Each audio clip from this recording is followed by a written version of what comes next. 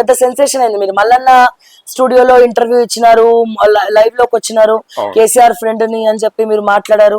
మీసాలు కూడా చాలా అద్భుతంగా తిప్పారు. ఎట్లా తిప్పారు ఒకసారి చూపించండి. ఇట్లా తిప్పా.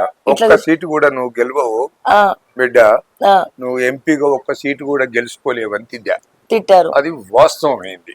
ఓకే, ప్రజలు కాష్టం పెరుస్తందుకు సిద్ధమైనరు, నీకు కాదు నీ పాలన అంతానికి అని చెప్పా.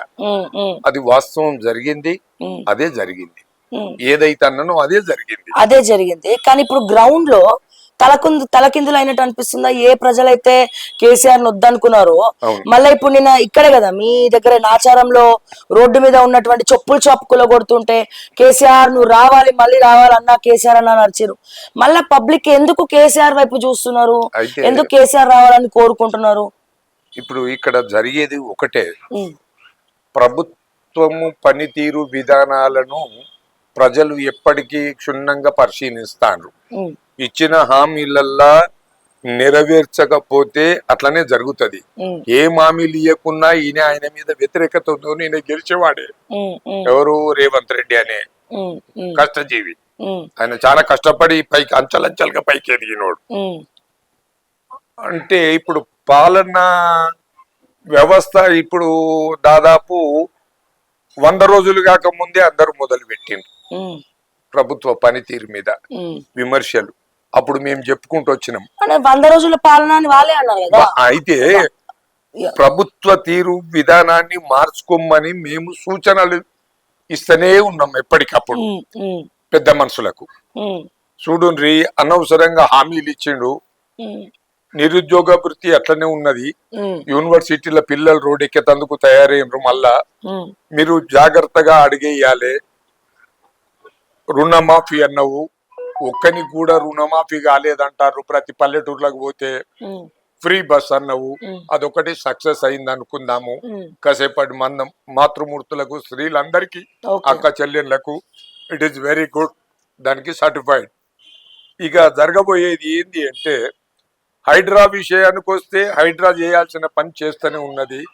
అలా పాలసీ మ్యాటర్ ఎట్లున్నది అంటే, నిరుపేదలు ఎవరన్నా నిరుపేదలు కట్టుకొని ఇండ్లున్నోళ్ళని మాత్రము గూడు చేర్చకుండ్రి, చేరిస్తే వెంటనే ఏదన్నా మార్గం వాళ్ళకు క్రియేట్ చేశారు కదా ఆల్రెడీ. అదే కులగొడుతున్నారు, రోడ్డు పాలు చేస్తున్నారు. అందుకే ఇప్పుడు ప్రజల లోపల తిరుగుబాటు స్టార్ట్ అయింది. ఎట్లా స్టార్ట్ అయింది? వాళ్ళు మోసపోయినరా, లేకపోతే కావాలని కట్టుకున్నారా, లేకపోతే ఎవడన్నా బిల్డరు మోసం చేసి అంటగట్టిండా, ఇవన్నీ చాలా లోతుపాతులు ఉంటాయి. పర్మిషన్ ఇచ్చిన విధవన కొడుకులు కూడా అటువంటి వాళ్ళే ఉన్నారు, మంచి మంచి ఆఫీసర్లు. ఇవాళ ఇదే ఫిర్యాదు కూడా మున్సిపాలిటీలా మనం పోయి చెక్ చేద్దాం. రేపొద్దున ప్రతి ఆఫీసర్ కు వైట్ రేషన్ కార్డు ఉన్నది అందులో పనిచేసేటోనికి. అది ఎట్లా సాధ్యమైంది? అప్పుడు ఇప్పుడు నిరుద్యోగులు చాలా మంది ఉన్నారు, బియ్యం లేక, రేషన్ కార్డు లేక. వాళ్ళు అడిగే వరకు రీసైక్లింగ్ చేయమని అంటున్నా. గవర్నమెంట్ ఆఫీసర్లే వైట్ కార్డు తీసుకున్నారు. ఎట్లా వచ్చింది, ఎవరి ద్వారా వచ్చింది ఇది తేలాలి కదా, నీకు తేల్చాలి కదా. దీని మీద మున్సిపాలిటీలో ఓన్లీ మీరు చెక్ చేయండి ఒకసారి. రేపొద్దున నేను చెప్పింది నగ్న సత్యం కాదేమో. మీకు నేను ఇప్పుడే ఇస్తా కొంతమంది నంబర్లు. వాళ్ళకి రేషన్ కార్డు ఉన్నది, ఎట్లొచ్చింది వాళ్ళకి రేషన్ కార్డు, ఇచ్చింది ఎవరు, ఆయన ఉద్యోగం ఎంత ఎత్తుతాడు, మున్సిపల్ ఆయన చేసే నౌకరు ఎంత, ఇట్లా ఉన్నాయి. ఇప్పుడు దీన్ని రీసైక్లింగ్ చేయాలి అంటే వ్యవస్థకు టైం పడుతుంది.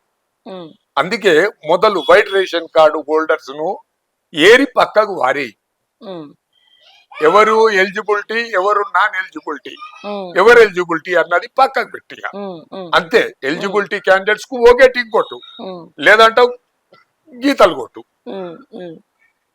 ఇట్లా చేస్తే కొంతమందికి నిరుపేదలకు మనం జీవనోపాధి కల్పించిన వాళ్ళమైతాం. నాకేమనిపిస్తుంది అంటే, ఇప్పుడు రెడ్డిల పాలన అయిపోయింది ఇప్పుడు కాంగ్రెస్ లో. మీరు కూడా రెడ్డి అని చెప్పి బాగా సపోర్ట్ చేస్తున్నారేమో రేవంత్ రెడ్డికి అని అనిపిస్తుంది. అయితే పాలన మీద మీకు నమ్మకం ఉందా? రేవంత్ రెడ్డి పాలన మీద మొత్తం ఒక పక్క మీరే చెప్తున్నారు, అంత పబ్లిక్ రివర్స్ అయిపోయినారు, మొత్తం యాంటీ అయిపోయినారు, పేదోళ్ళందరూ రోడ్డు మీద పడుతున్నారు హైడ్రా తోట అని చెప్పి. అమ్మా సో ఏ రకంగా చూడొచ్చు? రెడ్డి అనే గౌరవప్రదమైన ముచ్చటకు ఎవరమైనా మేము సహకరిస్తాం. ఇంకెవరిని అన్నా కూడా మేము రెడ్డి సాబ్ వచ్చిండు అని పిలిచే గౌరవం దక్కించుకున్నాం. ఆ గౌరవాన్ని నిలబెట్టుకోమంటున్నాం. నువ్వు మంచిగా సుపరిపాలన అందించు, ఆ పేరు ప్రఖ్యాతలు తీసుకురా అని చెప్తాను. అంతేగాని రెడ్డికి సపోర్ట్ చేస్తుండు అంటే ఓసీలు బీసీలు అంతా మేము కాదంటలేము ఎవరిని. మమ్మల్ని వచ్చి ఏం రెడ్డి సాబ్ బాగున్నారా అంటే మాకు ఖుషి అవుతుంది. ఉన్నది తోడి పెడతాం మేము. కానీ ఇప్పుడు అట్లా లేదు అంకుల్. ఇప్పుడు మీరు మీరు మీ హయాంలో ఉన్నది తోడు పెడుతున్నారు, కానీ ఇప్పుడు తోడేసుకొని తింటున్నారు. సో డిఫరెన్స్ ఏంది రెండిటికి? ఎందుకు ఇట్లా అయింది? ఇప్పుడు ఫర్ ఎగ్జాంపుల్ రేవంత్ రెడ్డి చూద్దాము, ఆయన టీడీపీ నుంచి కాంగ్రెస్ లోకి వచ్చిండు.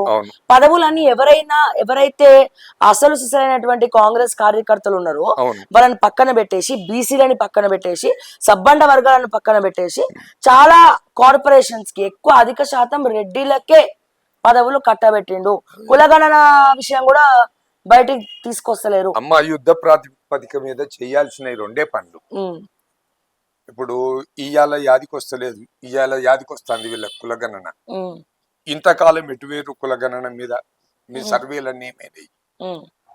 మీరు ఎందుకు ఎదిరించలేకపోయినరు? ఎప్పటి నుంచి స్టార్ట్ అయింది రెడ్డిల పాలన? మీరు రెడ్డి ఒకటి అని మాట్లాడుతుంటే నాకు కొంచెం ఒక విధంగా బాధ కూడా ఉన్నది. ఎందుకంటే మమ్మల్ని దోషులుగా నిలబెట్టకుండ్రి. మీరు పరిపాలన చక్కగా చేసేటట్టు అందించేటట్టు ప్రభుత్వాన్ని ప్రశ్నించుదాం మనం అని అంటున్నా. ఒక్కల వల్ల అందరికి చెడ్డ పేరు రావద్దు. ఇప్పుడు మల్లారెడ్డి ఉన్నాడు అనుకుందాం, ఉదాహరణ. కబ్జాలు పెట్టిండు మల్లారెడ్డి. ఎప్పటి నుంచి ఎట్లా ఎదిగిండు? పాలమ్మినా పూలమ్మినా అన్న కాడికెళ్ళి ఎదిగిండు. ఆయన మొత్తం నిజంగా నిర్విరామంగా కష్టపడి నిజంగానే పూలమ్మి నిజంగానే పాలమ్మితే ఇన్ని కోట్లకైతే అధిపతి కాడు. అవును.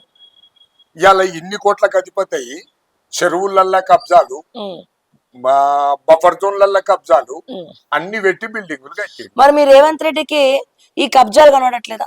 ఇప్పుడు డైరెక్ట్ గా నేను అడిగేది ఏంటంటే, డైరెక్ట్ గా పడ్డే పేదోళ్ళ మీద పడ్డాడు.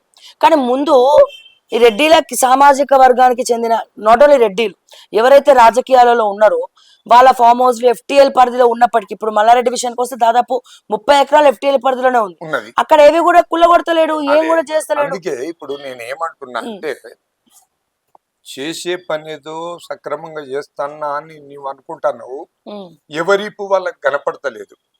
ప్రజలు తిరుగుబాటు ఎంతకు వచ్చింది అంటే, ఇప్పుడు 40 నుంచి 50% వచ్చింది. 60 వచ్చింది అనుకో, ఏ ప్రభుత్వం నిలబడదు. మళ్ళా నీకు కూడా కష్టం పెంచుతాను సిద్ధమవుతుంది పాలనకు. 9 నెలలు వచ్చేసింది వ్యతిరేకత వస్తుంది కదా. అదే 9 నెలల్లో కదా. మరి దీంతో పోలిస్తే మీ కేసీఆర్ బెటర్ అనిపించట్లే? 10 ఏళ్ళకి వ్యతిరేకత వస్తే ఇక్కడ 9 నెలలనే వ్యతిరేకత వచ్చింది అంటారు. వాడు అతిరథ మహారథుడమ్మా కేసీఆర్ అంటాడు. ఉద్దండు, అన్ని ఇట్లలో ఉద్దండుడే, మందిని ముంచుట్ల ఉద్దండుడే, పాలన నడిపించుట్లు ఉద్దండుడే. ముక్కు నేలకు రాకుతుంది అన్ని తిని, గరత్మంతుడు ముక్కది మనసులో వీక్కదెంగే ముక్కు నేలకు రాకితే కథమైపోద్దని అంటాడు. అది చాలా మేధావి. కాకపోతే ఏంటంటే పెద్ద తప్పు చేస్తాండి. ఇప్పుడు ఫామ్ హౌస్ కే పరిమితం కాకుండా ప్రతిపక్ష హోదాలు వచ్చి కూర్చుంటే తప్పులేదు. నువ్వు ప్రశ్నించురా అయ్యా నాయనా. వెనుక జనాలు బయలుదేరుతాండ్రు, కొత్త కండువా కప్పుకుందామని చూస్తాండ్రు. మళ్ళా ఇంకో పార్టీ పెడతావా?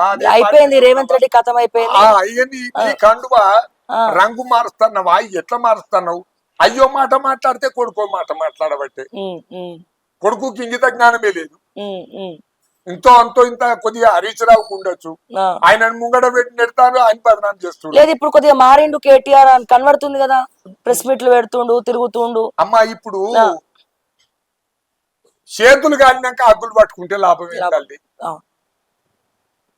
ఒకళ్ళేమో గాజులు దూయిస్తారు, చీరలు దూయిస్తారు. ఎంత మటుకు సబబు ఇది? నువ్వే ప్రతిపక్ష హోదాలో నువ్వు కూర్చున్నాక ఈ లోఫర్ నా కొడుకులు దూయిస్తారా? వాడు నా కులపోడే కదా, ఇంటోడే కదా. మరి అందులో కూడా ఉన్నారు కదా అవును చీడ పురుగులు అవునారు. నాశనం చేస్తాందుకు. మరి వాడిని వెంటనే సస్పెండ్ చేయాలి, అటువంటి దగ్గర రానియద్దు. అవును పార్టీకి నీకు చెడ్డ పేరు ఆడే వస్తుంది. చెదల్ని ఇంకా పెంచుకుంటా పోయినారు. పెంచుకుంటా పోతారు. చెదల మందు కొట్టలే అట్లా ప్రభుత్వం ఓడిపోయింది. ఇది నోట్ దిస్ పాయింట్. ఓకే, మీకు బాధ అవుతుందా కేసీఆర్ ఓడిపోయినందుకు? అంటే మిత్రులు కదా ఎంతైనా బాధ అంటే ఉంటది కదా, ఎందుకు బయటకు వస్తలేదు? సంపూర్ణమైన సంతోషం ఉన్నది ఓడిపోయిన రోజు. ఇలా కొంచెం జాలి అనిపిస్తాను. తెలంగాణ పరిస్థితి చూసా, పరిస్థితి ప్రభావాన్ని బట్టి ఇంతో అంతో ఇంకా చేసు కొంతకాలం ఉంటే అనే వరకు అప్పటికే 5 ఏళ్ళు దాటంగానే అహంకారం ఎక్కువైపోయింది. ఏ ఒక్క నాడన్నా ఎవరినన్నా కలిసిండు ఆయన? ఎవరిని కలవాలి? మంచి మేధావులను ఆయన కండువలు కప్పిండు, లోపల పెట్టుకున్నాడు. ఈటల రాజేందర్ సొంటి కత్తెర వెక్కిల కొట్టే. ఈటల ఏమన్నా తెలివి తక్కువడా? ఈటల వేరే పార్టీలకు బాయ్. అవును, నువ్వే కదా మొదలు బీసీలను దూరం చేసుకున్నది. అవును, కడియం శ్రీయర్ ఎంతటి తెలివి మేధావి, అవును, ఆయన కత్తెర పెడుతుంది. డాక్టర్ రాజే ఏం తక్కువనా? Children specialist. సరే, ఆయనకు ఉండు లోపట వేరే గుణాలు ఉన్నోళ్ళు చాలా మంది ఉంటారమ్మా. అవును, నివురుగా తిన నిప్పులు ఎట్లా తెలుస్తుంది? ముట్టుకుంటే తెలుస్తుంది అది. అవును, నిప్పు కాని కాలినప్పుడు అట్లా వాళ్ళను కూడా నువ్వు దూరం చేసుకుంటువి. ఇవాళ నువ్వు కనీసం ప్రతిపక్ష హోదాలో వచ్చి కూర్చుండి మాట్లాడే తెలివి ఉన్నది నీకు, ఢీకునేంత శక్తి ఉన్నది. ఎందుకు నువ్వు వెనక ముందు అవుతున్నావు నాకు అర్థమైతలేదు.